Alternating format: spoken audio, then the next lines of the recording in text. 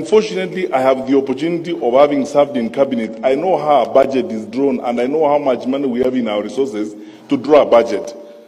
When a political leader, a national leader tells people, I will put aside 150 billion for market women, I'll put aside 50 billion for border border, I'll put aside 100 billion for this. I know how much our budget is and the projected growth of our budget.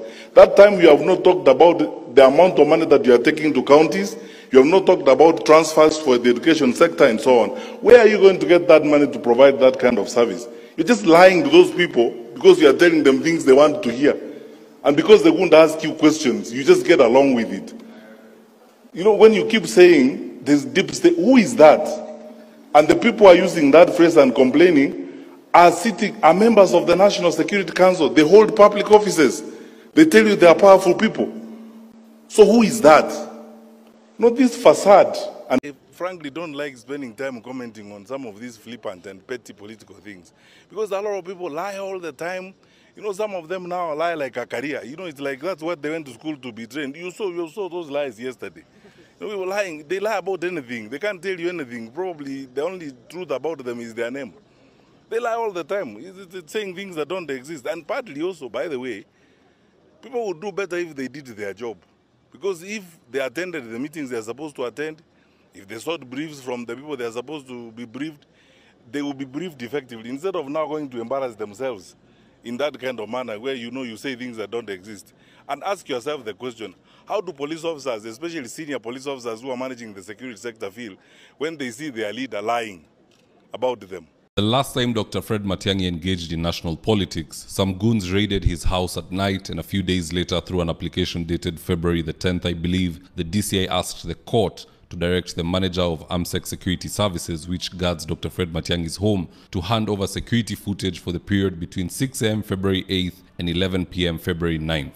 It was all a big saga that came to an end after 3 Kisii members of parliament went to State House to negotiate on behalf of Matiangi. And that's when all cases against Matiangi was dropped, and part of the agreement was Matiangi was not to feature in national politics again. Now recently, Matiangi has decided to come out and engage in national politics, and suddenly, a court case has been brought against him. What court case am I referring to? Well, let me read for you this article by Peter Obuya of the Star newspaper in brief, and I quote. The title is Matiangi dragged to court over 6.5 billion IDP cash onto the body. Former Interior CS Fred Matiangi has been ordered to enter an appearance in a case where IDPs from Nyamira and Kisii counties sued the government over a 6.5 billion compensation. Matiangi, who was sued in 2022 alongside former Interior PS Karanja Kibicho and the head of public service Joseph Kanyua, have been directed to file their responses in the case. The matter was initially filed at the High Court in Nairobi, but has since been transferred to the High Court in Kisii, which is nearest to the petitioners. The petition was filed by Reverend Bishop Brethren Nemuel Momanyi on behalf of IDPs from Kisii and Nyamira counties. The clergyman is their patron. They want Matiangi and Kibicho to explain the whereabouts of the 6.5 billion shillings that was set aside by President Uhuru Kenyatta's administration in 2017-18 national budget for IDP resettlement. The petitioners alleged the cash ended up in embezzlement, disarray, corruption, cartelship, and was paid to non-existent IDPs and boda boda riders. The former CS and PS have been sued because the compensation cash was under their docket. So some money went missing 7 years ago. And of course, if it is the proceeds of corruption, we will always welcome the corrupt being held to account and the money being returned to government coffers, and more specifically doing development for the people, not just being returned for a new thief to steal. But the timing nonetheless is very, very peculiar. Very, very peculiar. How can it be within a week of Matiangi returning back to the national stage and a case is delivered? Same way he was on the national stage a couple of years back and he was raided by the DCI. If you ask me, it seems someone powerful wants to threaten Matiangi and make sure that he cannot vie for president. Hey, welcome back to my YouTube channel. I go by the name Romy Rolls on all social media platforms, as you can see on the screens right now. Thanks so much for clicking onto this video. And it's another frustration to one man, Matiangi, who has shown an interest of being the president of this country. And as you know, he's an enemy of Mr. Masgo, who goes by the name William Ruto. And William Ruto is finding all the ways to block him for getting any chance to start campaigning for the presidency because he knows if Matiangi gets the opportunity to lead this country, he will destroy him to the latter, because Ruto knows Matiangi doesn't like him, and that is vice versa. Let's see how this is happening. So of recent, Matiangi went ahead and acquired or you know uh, signed a contract with the Canadian country, which is a lobbyist company, helps a candidate to propel their name in terms of good diplomacy worldwide, so that this company, in this case, this candidate, in this case Matiangi, has signed a contract with this Canadian company, which is a lobbyist company. It helps with PR, public relations, and just painting your name positively worldwide, so that people can support you, be it financially or just backing you up for presidency. So he signed that contract, and this came as a shock for Ruto, because Ruto didn't expect this. He didn't expect that maybe Matiangi will be eyeing the president's seat, and to counterattack this, he has now launched a case against Matiangi with the church. It's a church patron who has gone to the courts to seek the compensation of the IDPs in Kisii. And this money is up to 6.5 billion Kenyan shillings that the office of Matiangi in interior docket, when he was the CS of the interior docket during the Uhuru Ruto period or duration of presidency, they are saying that him and his PS Kibicho squandered this money, 6.5 billion. This is a lot of money. You wonder where he got the 32 million to pay the lobbyist company, but who knows where this money came from.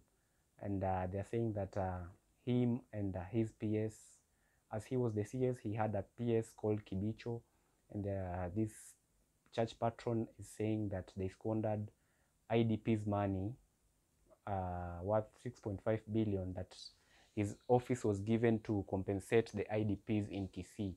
And right now they have gone to the courts, and they have charged him with the embezzlement of this money. And this is just a counterattack to make sure that it doesn't stand stand a chance of being elected come 2027, or just shutting his ambition of being a president or an elected member. Because if you are a criminal, you can never be an elected member as per the constitution. But here in Kenya is where people find ways to escape that law, because we have very, very many criminals who are elected as members of parliament and other elected leaders here in Kenya. So let's see how this will go, because I know it's gonna be a long race. It's gonna be a good counter attack. There's gonna be a good counter attack from Matiangi, because he's a well-learned person, and he knows that these are just witch hunts from Ruto to see him not vying for the presidency come 2027. Because some people believe that we have some few people who believe that Matiangi can help change this country. But for me, I'll say that when he was a CS, he had very many scandals, and I wouldn't want my president to have such pasts. So for him, I can just say he should just join our team of Mr. Ruto must go, and support the president who's clean. And you always know, I always say it's Okiom Tata and Jimmy Wanjigi presidency, so that we can change this country. He'll just come with his people's support, his supporters, to just help fill the basket of changing this country against Ruto come 2027. It doesn't have to be the president, because I believe we need a clean person. Ruto, Matiangi is not the cleanest. He has very many dark side when he was interior CS during the Uhuru Ruto presidency. So for me, I'll say he should just come with his supporters and help fill the basket of you know, the leader who will be against Ruto come 2027, and that's the way to go, because I believe he's not the cleanest, and you know, he'll have a lot of backlash even in this team that we are in, because you can remember he was the CS who threw Miguna out of this country, saying that he's not a Kenyan, and he abducted him, you know, setting him in Comunicado without a chance of communicating to his lawyers and family members to know where he was, and to get the chance or the privilege of enjoying the constitution of having a lawyer to protect him during the time he was in Comunicado. So guys, let me know what you think, and it's high time we change this country. And I always say, come 2027, we should have only 2 horses. I don't want to see very many aspirants come 2027. It should be just Ruto versus this one big or a strong team that is running against, is backing this one leader or this one presidency ticket that is going against Ruto. If you have very many aspirants, it will destroy our votes, as team Ruto must go will be having to separate its votes against very many aspirants, and that will be advantageous to Ruto. So we should just have 2 horses only, so that we can remove him easily, and that will be easier and better. So let me know what you think, guys, and subscribe to this YouTube channel, and I really appreciate. Big up yourselves for the support, and successful people look like you. Don't lose hope. There's light at the end of the tunnel, and stay blessed. Boom. See you to the next one. And allow me to say this, which may sound, I don't know how much I'm disclosing, but let me say it too. Even before getting to Raila, I am personally aware that he had this discussion with Matiangi. Yes, he had interested Matiangis. Come over, take charge of this country. It requires a Caliban you're thinking in it. For real? And I sat in meetings with Matiangi and others to try and prepare for his presidency. So there are many people than one who have let us down, because Matiangi didn't put his foot forward. What did he say? He may not have said what I may not want to say what he said, but he wasn't available eventually. Matiangi was not available for presidency? He wasn't. So you are saying a president is made. You are saying you people you select, you choose carefully. You may not do. If you are serving 200 people a day, wewe bana, this is your chance hivyo vile unafikiria. If you are serving 200 people a day, why do you have a backlog back April last year? Yes. Why? Nairobi is here. Okay. No. You can even call your boss. Okay, majority of the people have led us. Why haven't you given them the certificate? That's what I'm asking you. From April, why haven't you given them the birth certificate? You are telling us you serve 200 people. That's from this year. You need to come and sit here one day. Tutafute watu wa kufanya kazi hapa. Hii ni ile mchezo ya kawaida ile mtakwenda mfanye mahali mtaka. You see, this is why, by the way, as I keep saying all the time, heads of department, you will never know anything if you are seated in Nairobi.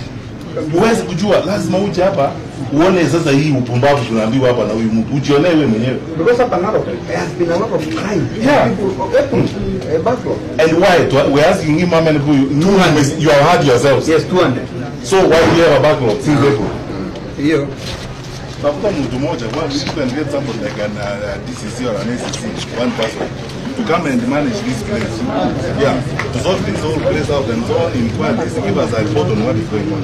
Because what's happening here, you can see clear. This one we bought and distributed them as government from Nairobi centrally.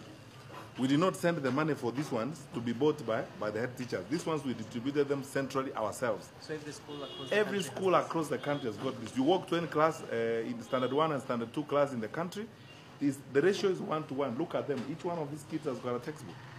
1-to-1. Everyone has got a textbook.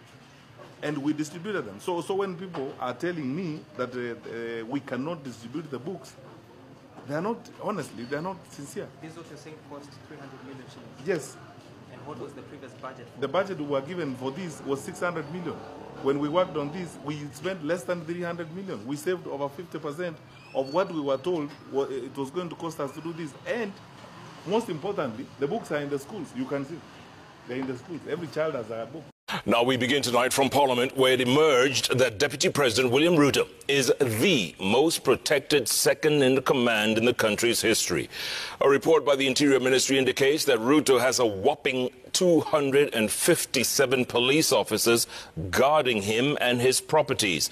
The report says 74 of the officers are drawn from the elite presidential escort unit and have never been changed since his swearing in.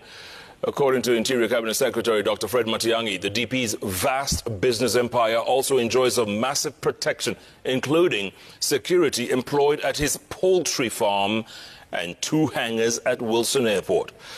Let's begin our broadcast with our very own Sam Ogina, who reports on the new twist in the increasingly intriguing saga.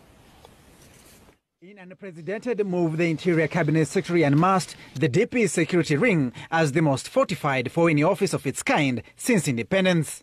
The CS revealing that the DP had a 257-strong force guarding his residence and vast business empire. Out of the 11 vice presidents the country has ever had, only opposition chief Raila Odinga, who was prime minister, came closest to Ruto's security cordon. Odinga then had 57 security personnel at his disposal. Others like Kalonzo Musyoka had 26, Mudi Awori was allocated 22, same as the late Kijana Wamalwa. Musalia Mudavadi's security detail had 22, while the late George Saitoti was protected by 30 security officers. And then you can deploy 257 members, or security members, to kuchunga shamba ya kuku, shamba ya samaki. There are some counties that are smaller in the country. The smaller counties like Viga, for example, probably don't have the strength of deployment and capacities and assets such as we have deployed to protect the holder of this office. The Interior Ministry indicated the DP's security ring was in 3 layers. The core office protection unit being 74 hardcore-trained presidential escort unit, 5 GSU officers and 6 DCI officers. These officers guarding the country's second-in-command round the clock. The outer limit includes 121 strong force from the Administration Police SGB unit and prison personnel. The Deputy President has an additional 51 security officers scattered across his vast business empire in what sounded like a declaration of the DP's wealth scattered across the country. Dolphin Hotel, Mombasa, 6. There is a private residence in Elgon View, we have 4. It's a poultry farm in Eldoret, we have 4. Kwai Island Development Limited. I think this is Wilson Airport, where there are 2 hangars and 5 helicopters. Avail about 5 police officers to look after that. The CS dismissing the recent outcry as mischievous. The politics of sympathy addiction. Everything is about sympathy. Sympathize with me. I am dying. I'm being finished. The government is switching off the sun and the moon and so on. The change of guard that has affected the DP's security described as routine exercise. The Ministry of Interior indicated that under the Protected Areas Act, State House Nairobi and Mombasa, state lodges in Kisumu, Sagana, Eldoret, Nakuru, Kakamega and Kisii were the only protected areas. In the General Service Unit's responsibilities, according to the Police Service Standing Orders, are to provide security to the President, state houses and lodges, provide security for selected foreign airlines among others, but not extended to the protection of the Deputy President's residence. The Presidential Escort Unit roles are spelled out as providing security to the President, the First Family, retired presidents, the Deputy President, visiting heads of states and any other VIPs. The Deputy President's residence is not a state lodge. It is not a state house. The law is very clear. The Interior Ministry remains adamant the security reorganization is a normal occurrence and that this was not the first such change. Sam Ogina, Citizen TV, Nairobi.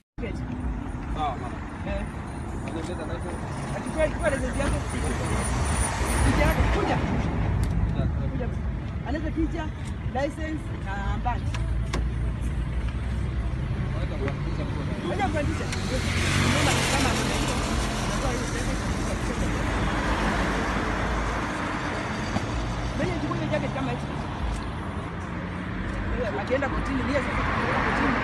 Anaenda akae sasa. Kwa sasa tuko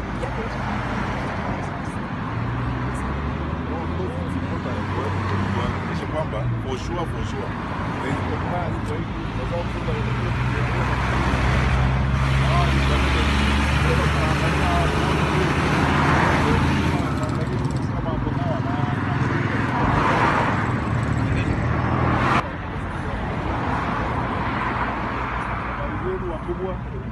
Tumeamuka mzuri. Tunaenda kazi sio? Tushirikiane tafadhali. Kama hiyo. Tafadhali. We are doing this because munaelewa. Tunataka safari tusiwe na watu wanakufa kwa barabara. Sawa? Asante na Mungu awabariki na muwe na siku njema. Asante kabisa watu tunamwaminia. Yes sir. Alafu tuendelee na hiyo. That is the way to do this, tushirikiane. You can see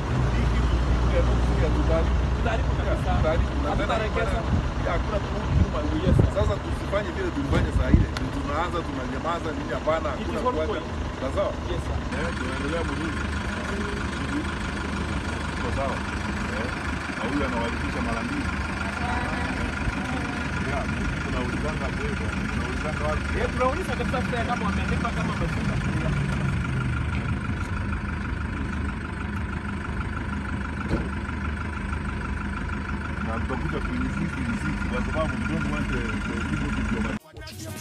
You like me, why them a fight me. You like me, chewing a bone, a bite. You like me, chewing a bite. Don't like how I do. We don't trust them, even if we bust them. We don't trust them, stay far, not touch them. We don't trust them, we'll be a man, not sub them. In farm, I may say, you must them.